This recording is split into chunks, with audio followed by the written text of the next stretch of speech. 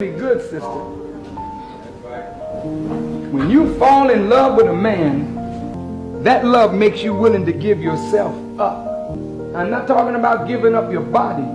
I'm talking about giving up your mind, giving up your own aspirations, your own desires for your future. When you fall in love with a man, you give up your life to accept his life. That, look here now. You see me talking to him, brother. And they ain't arguing with me either. Come on, brother. Come on. That's why it's so dangerous to play games with a woman. I'm telling you, brother, if you don't mean her no good, please leave her alone. Don't play with her. Don't take her body. Don't take her pleasure. Leave her alone. Because if you're playing games with her, you could ruin this woman for life. If you play with her because she's so serious, her life is so made after the order of God that if she bows to you and is willing to give up her life for you, man. Oh, my Lord, have mercy. Did you hear this mess?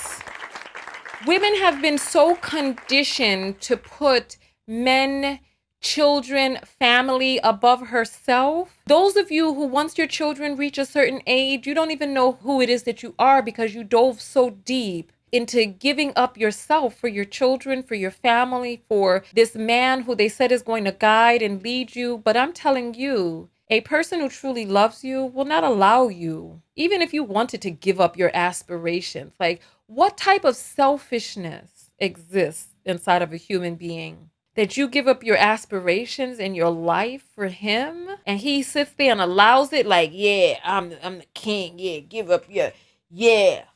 Like, they're constantly talking about getting younger and younger and younger. Young girls who have not had a chance to live yet. Finding girls who haven't had a chance to figure out who it is that they are. They haven't even fully finished developing. Their prefrontal cortex is not even fully developed. There's still all of the gray matter from youth in their brain up until the age of 25. They sit there and they indoctrinate you into these thoughts, these beliefs. It's not natural for any human being to want to give themselves up for another completely, unless that person is their child. Unless this person came out of their body, there are things that happen to the mother's brain and hormones and things that shift and change inside of a mother that will make her want to give up her life for her child because it's in the interest of the continuation of her genes. But for some grown man, that's not in her best interest. But we start conditioning girls, giving them brooms and talking about husbands of the future. You 8 years old and your mother's talking about how to keep house for a husband, teaching you how to be the marrier maid for a man who's going to come along and make you his property one day. And they don't cultivate. I saw this study once, had little boys and little girls inside of a room where strangers came to play with them. The little boys were dressed in girls' clothing. So these were infants. They couldn't talk yet. These were babies. The boys were dressed in girls' clothes and the girls were dressed in little boys' clothes. And the ways that people played with boys and girls was significantly different. The people who came in and they were playing with a child that they thought was a boy, they held up toys that they felt were more tactical, and they showing them how to dump the truck and teaching them how to do these different things. And they were teaching the boys, etc. And they were already gearing the boys for autonomy. The people who came in and played with the girls, they just sat there with fluffy little talk. Fluffy little stuffed animals. Nobody tried to teach the girls dexterity and any of those things. They just wanted to bounce her around and treat her like she was so cute. And then at the end, they revealed. If I were to tell you actually that Sophie is Edward, does that change anything? I maybe thought, oh, this is a little girl, so I have to give her little girl things.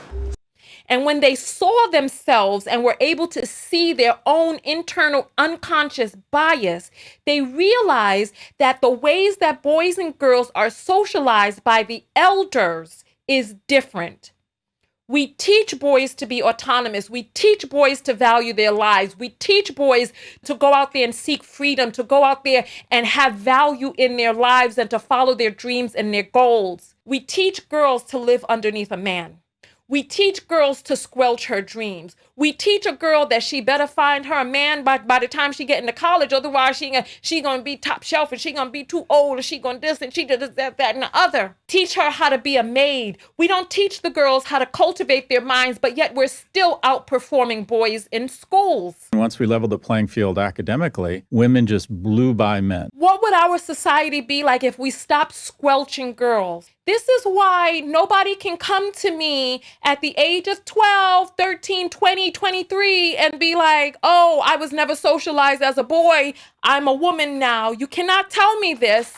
Be a part of the live show with thousands of other viewers. Go to TonyaTKO.com/text and join the text notification squad and get a text whenever I go live. Support the show and yourself, and I'll see you on the next live broadcast.